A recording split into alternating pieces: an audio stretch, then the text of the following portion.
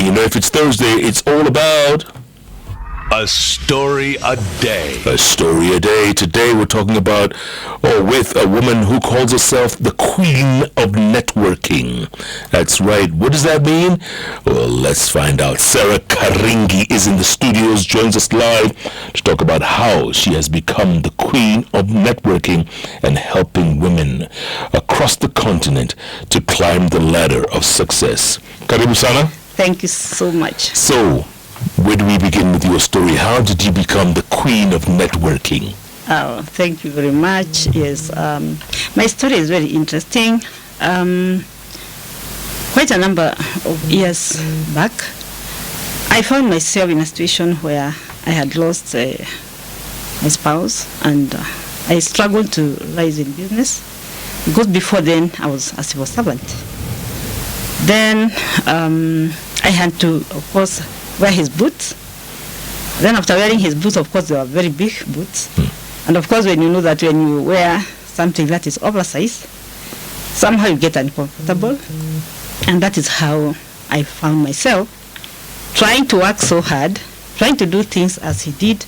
But I realized that I was a different person. Him, he had the experience. And for me, of course, I didn't know how to do business. But what was I supposed to do? It's not to give up, but work with the people that he was working with. Now, do I say that my late husband was KARING Masharia, a very hardworking man, very focused, and so he used to tell me a little bit of what he was doing, but you see, there is doing and being told. So I really never used to take so much interest in what he was doing, but since I was working, I was a civil servant, I focused more on my employment. But over the weekends, I would just go visit him and, of course, not really work hard. But later on now, when he passed on, I realized that I had to really push myself. So I had to humble myself, and I learned from our managers. One of the businesses he was running was the Summer Enterprise Limited, which I still run with my children. And it was a business where he used to manufacture wooden products. He was very particular about the quality of the product, having been an architect who wanted quality work for his client. He was also in the construction industry, which I also tried doing. So I had to make sure that, of course, I bought more machines, better machines, but of course that took time. So by the time I took over, since he had was suffering from kidney failure, and then after that, then when he passed on, I had to try and see how better I could be. I took over a business that was already almost dead. There was no stocks. Some employees had left, customers had left, suppliers were also not sure whether they would trust me, but of course that took time. So later on, I had to convince them that I would run the business, and over time, they started trusting me. Employees also started trusting me. So I had to really work hard. Nothing comes easy. So after 5 years, the business was doing quite well. Then one day, on a Sunday, our business was set on fire. So you can imagine the losses. The whole premises came down, actually 3/4 of the premises where production was taking place. I'm telling this story because I want to explain to you how I came face to face with networking. So when it came down, what was I supposed to do? At the same time, I was trying to deal with loans, which were quite heavy. That was in between 2006 when he died. After 5 years, that is 2010. I was still struggling to clear loans, and of course, you know, a bank will always run after you because we had taken this loan together, so they had to ask for their money. Then again, I was also dealing with my children, and unfortunately, one of them, who is my son, got involved in alcoholism, very serious alcoholism. So I was dealing with so much. But I prayed a lot. I'm a prayerful woman. And I tried so much to take him to a rehab. He moved from one to another. But after 10 years, God was faithful. He changed. And today he's running his own business. Anyway, after 2 years, I was very good at networking. And that then, of course, I became a leader. And my particular chapter was doing so well. It got from position 6 to position 1. That time there were 10 chapters. And I realized I didn't know that I was actually a good leader. So I continued learning. I bought many books on networking. I learned so much that in East Africa, I was the best in networking. Then later on is when I realized that I needed to, people started asking me, Sarah, can you teach me how to network? Then I would be called by a certain organization, Sarah, can you come and train our sales and marketing team?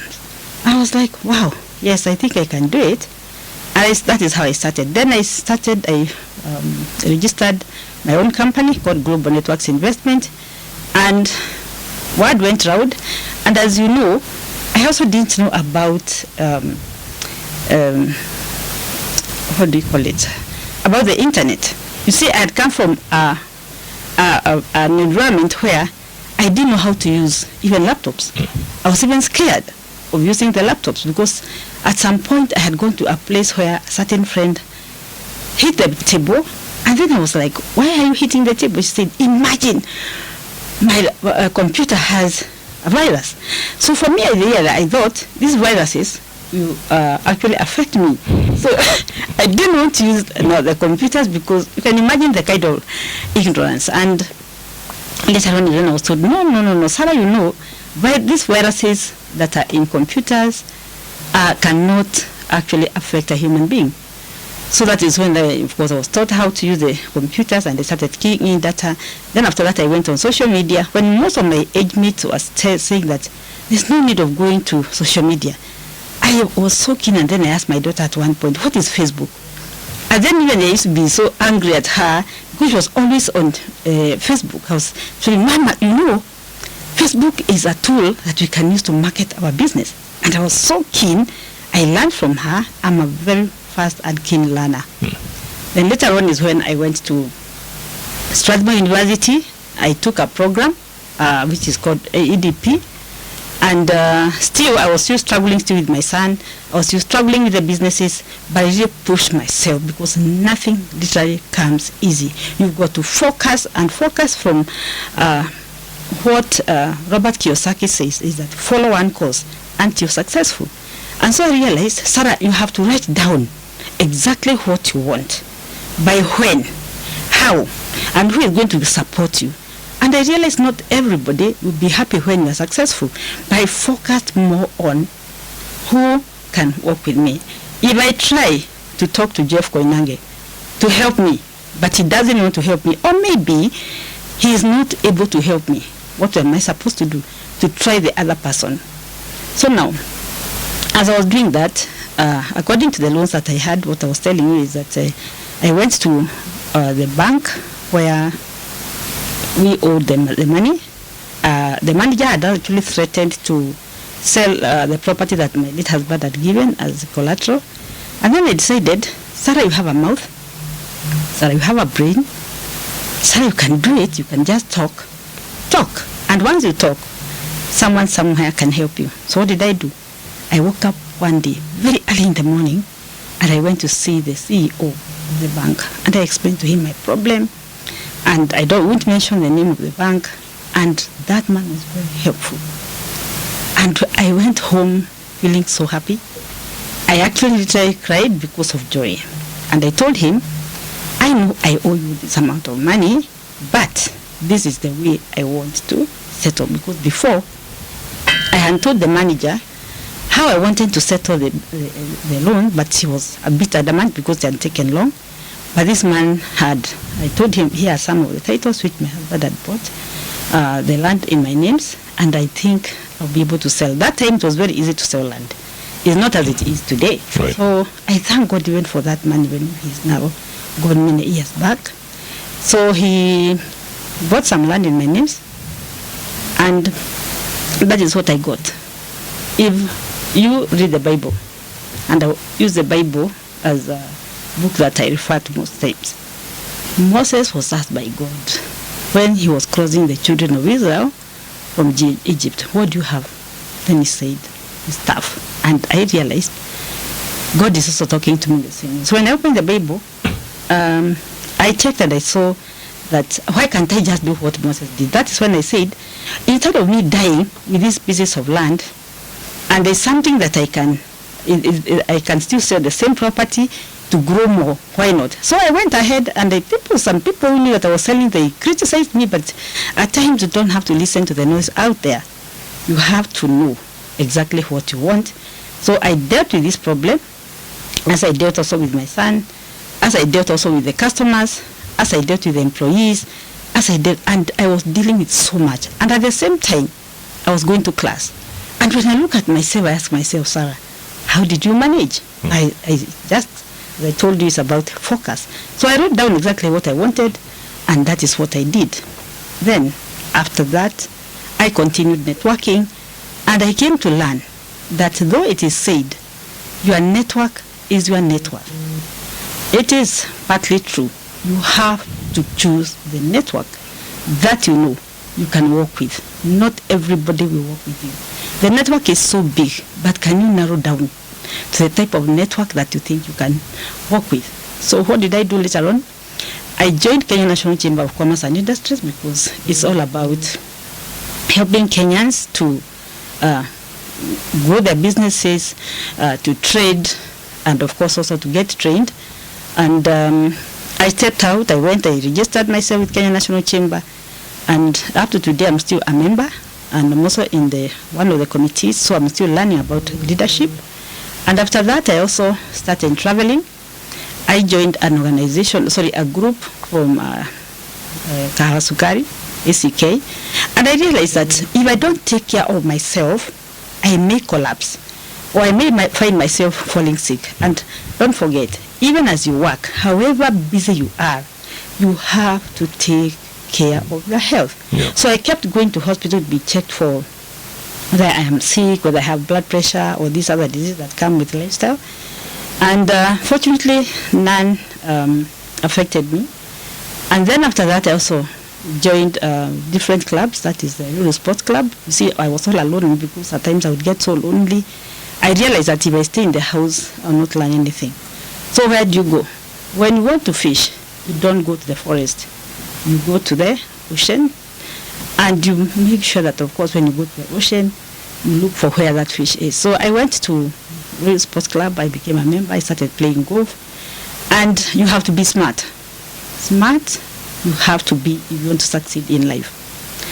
So I sat, and because I'm a great thinker, I was asking myself, you still want to grow Summer Enterprises Limited, Sarah? And you know this business is mainly done by men. And people even telling me, Sarah, why don't you close down the business? You know, your husband used to manage the business better than you. But I realized, no, if I listen to these people, of course, I'll not go far. So when I went, you know, of course, Candice, people think that these young people who are at that level may not help you. But I look at people differently. Anybody can help you get from one level to the other level. So what did I do? I decided to be using different caddies at different times. Why? And then as we walk on the golf course, I would ask them, do you know someone who is an architect in this club? Then, of course, they would tell me, yes, I know one. Do you know, of course, I would lead them now, of course, by asking questions. Because, of course, when you network, you have to be very specific. Then, do you know any contractor? Do you know any interior designer? And I got very good connections. And those are the people who have really, really helped our business to grow. Then, even in church, I was telling people, and I hope the pastors who are listening to me will not wonder and ask what's wrong with this woman. Mm-hmm. Even in church, I tell people when I train, don't just go and sit in one position.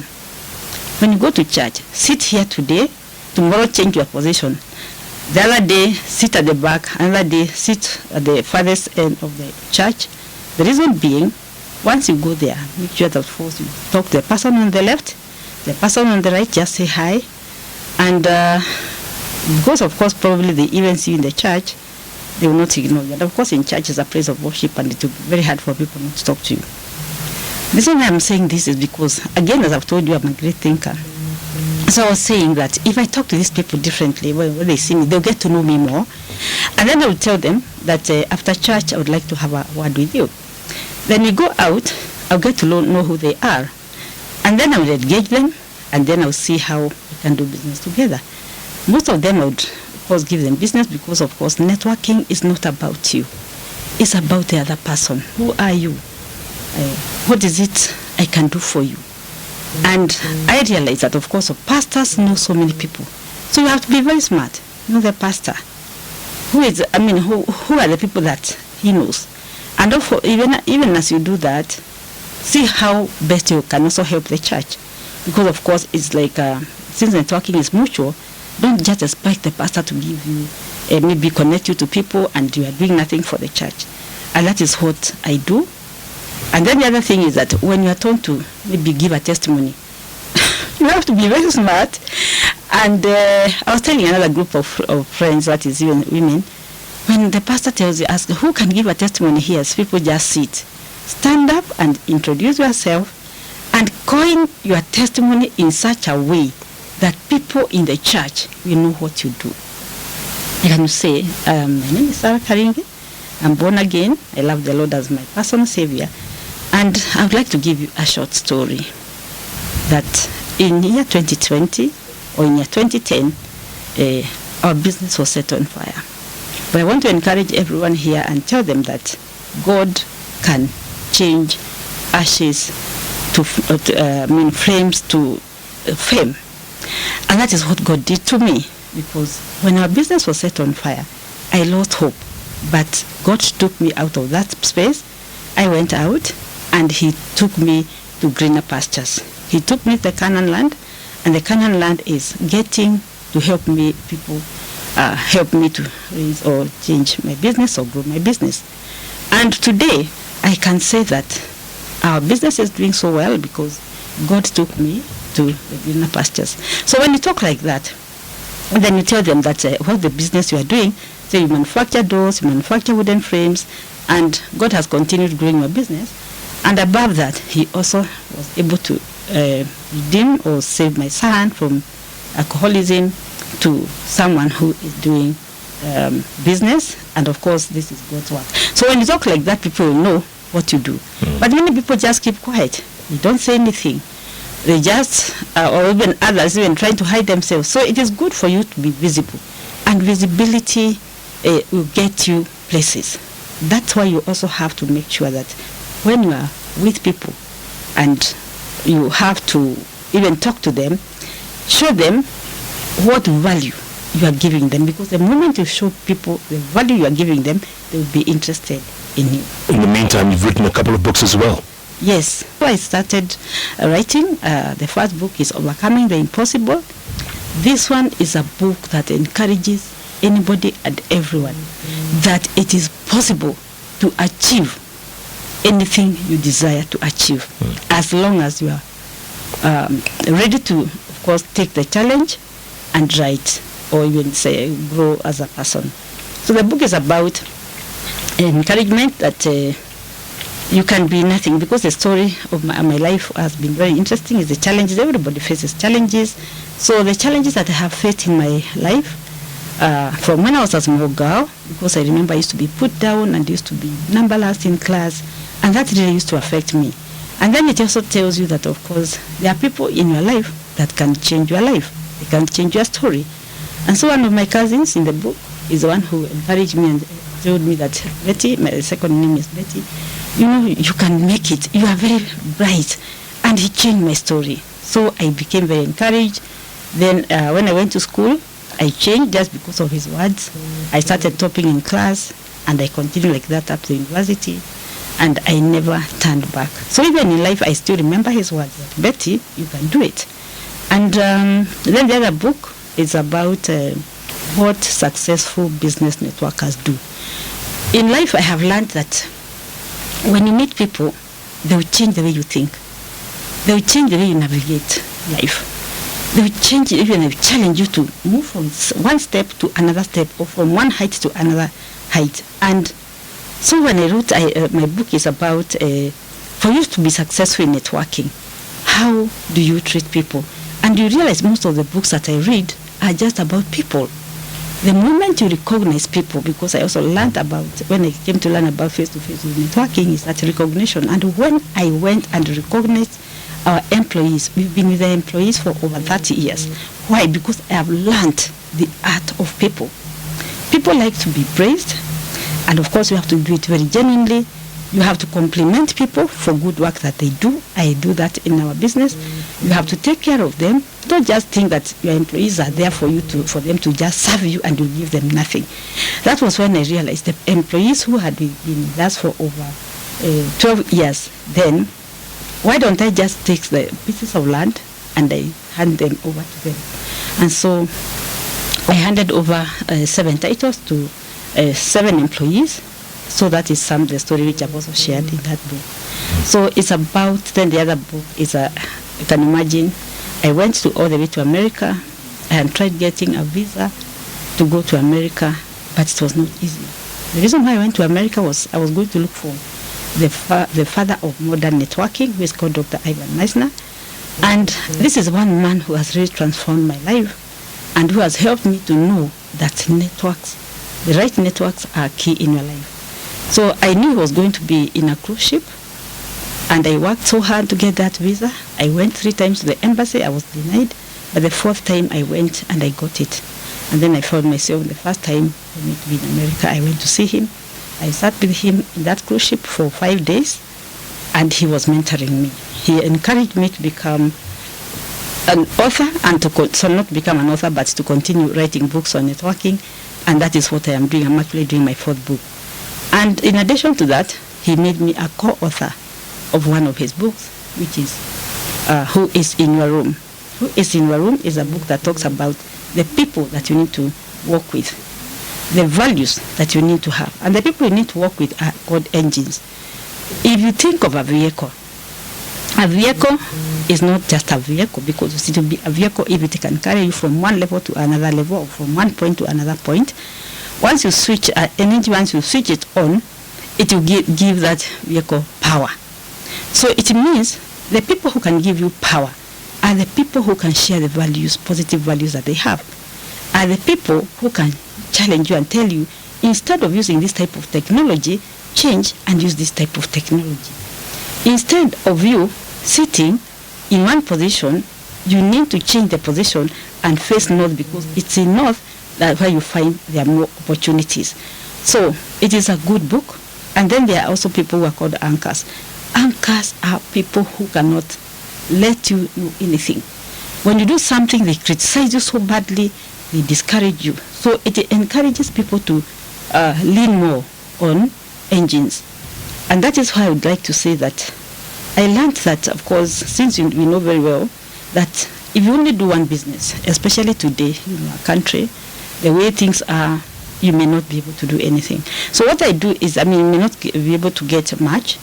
And that is why I feel that diversification is good. And the networks, I would say there's one man called Alfred Matthew, who helped me to know that, of course, I was supposed now to, of course, diversify my investments.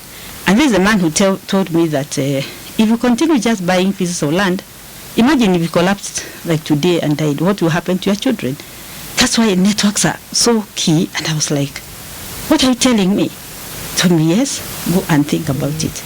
And it made me realize that it's actually in expanding your brain and doing things differently that will change you. So I decided to listen to him, and that was when I learned that in order for me to leave a legacy, besides also writing the books and doing my businesses, that I also need to leave generational wealth for my children. And that is when I decided now to also buy some policies from the organization where he was working in. And because, of course, you know that, of course, people are the ones who change your life. And so I decided, let me also diversify a little bit. I'm sharing this because we are here to talk about, yes, of course, the business and, of course, about networking. Those are the way the networks have really helped me. So I stopped thinking just that wealth can only be accumulated through my land buying, like the way I was doing it. But, of course, thinking, listening to other people and try to see how you can change your life. Yeah. Now, there's probably some young ladies listening to you for the very first time right now. and they're going through a hard time. Yes. What do you tell them? What advice do you give them? Wow, that's a very good question. I would also say that one day I was a young girl, and there are certain challenges that face young girls. Sometimes you find that there are times when the world may not be very good to you, but it's you to decide what you do. And I've just shared that you need to look for mentors. Who is the mentor that can work with me? Who is the mentor who can challenge me to think differently? So for the young girls, is that they have first of all to work hard. Number two is to believe in themselves. If you don't believe in yourself, then it means nobody is going to bother about you. So you have first of all to believe in yourself. Who am I? What are my values? What am I? So when you set your goals, what do you want to achieve? You may not be employed, but I'm seeing things happening in this country that are really making me to see that people are complaining that there's no work. So if I'm looking at some where, like for example, I created some WhatsApp groups. So you need to look at what is available that you can tap into and change your life. So I'm seeing young girls and even young men, but mostly the people who are on WhatsApp groups are women. That's what I have seen. And they are aggressive posting things online. And they don't even have shops. So it's just using their brains, where you find that, for example, person A has a certain product, say eyeglasses, and then you have the WhatsApp. So you go to person A, take photos of those sunglasses, and then after that you post them online. After posting them online, either on Instagram or Facebook, you market, and then you see people placing orders. So what do? They ask the owner of the sunglasses to supply to them, because they already have maybe even if they don't have a relationship, they can buy a few. Then after that, now they can start getting them on credit. They post them online. Then after that, of course, now they get riders to supply. So just using your brain and using your effort and try to build relationships that can help you to get anything that you want. Then also asking other people to give you the support, and it works. So they don't have to sit there and keep watching TV or be on the social media throughout. But some of them, I can tell you for sure, they have really made me see there's a lot that can be done. So they just have to be encouraged, and they have to push themselves, because nothing really comes easy, as I said earlier. And what about young men like your son who went through hell? And there are many of them, out there, young men who are lost, who are drinking, who are taking drugs, who are lost. What do you tell them? The men need first of all to take care of the young men. What these young men need to do is to look for a mentor too. Who is this man that I look up to? And who can connect me to this person? Like George Washuri has a mentorship program for men. And I've seen the young men that have followed him have become men of substance.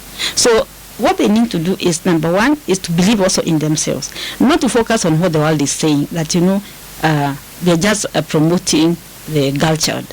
Even me, I can fight, and I can make myself different. And that is what my son did when he went to, after he left the rehab that he was in.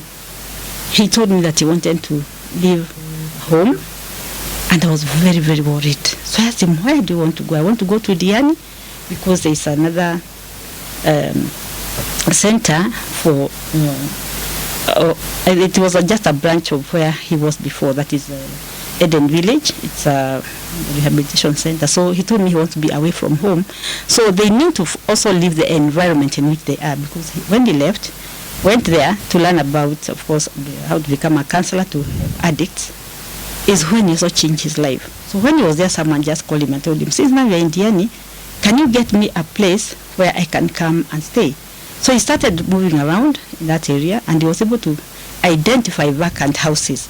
So at times it's just a matter of thinking, or an idea also coming into your brain, then try to see how you can exploit that idea. So when he was exploring the place, he came across those villas, and then he looked for the owners, and that is how now the idea of tours and travel came. So it is up to them to see, what can I do to be different, even if the world is against me. Am I really useless? No. what I can do is, you have an idea that has always been in your head. Can you try it? The worst thing that people can do is to give up, because when you try once, then you stop it because it hasn't worked, then you give up. So they have to keep on going. If they're not able to get what they want, they can go online. There are certain groups where people share ideas. Go online, find out in which group can I join.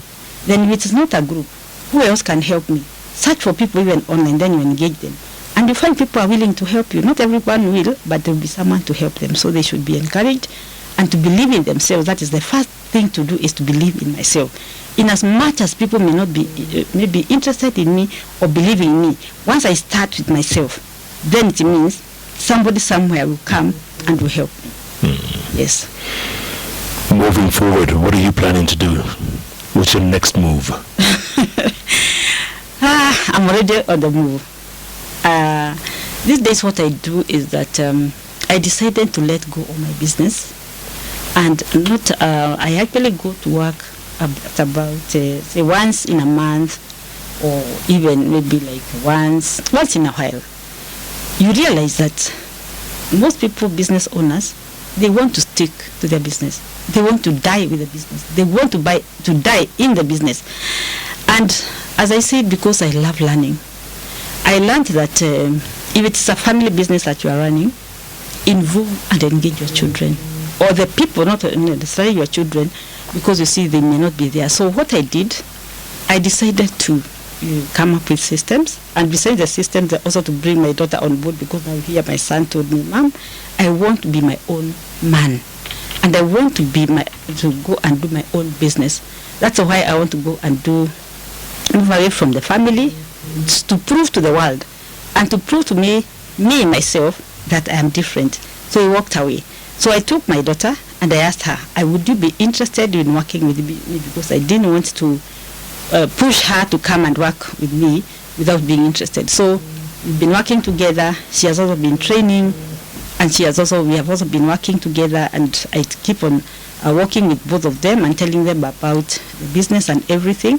So what I do with myself is that most times I'm out there networking, encouraging people, traveling, and trying as much as possible to make people understand the power of networks. So I go golfing.